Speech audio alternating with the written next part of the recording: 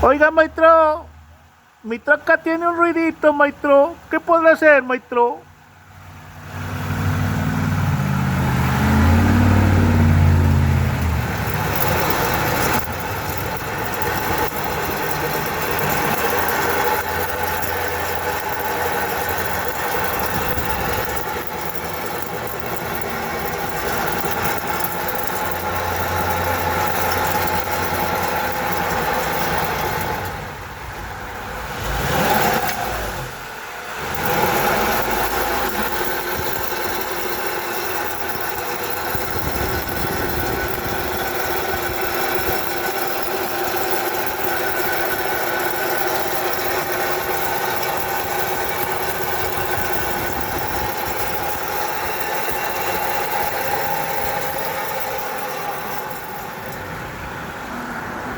No, pues, don Chilletas, son sus valeros. Se los llevó la Gaber.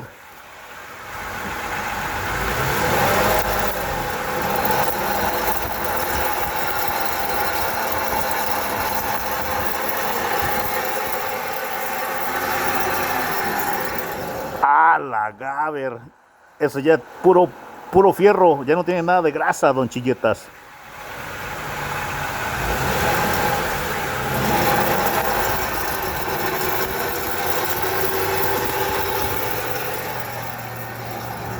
Bueno, se le llegó la hora a sus valeros, don Chilletas.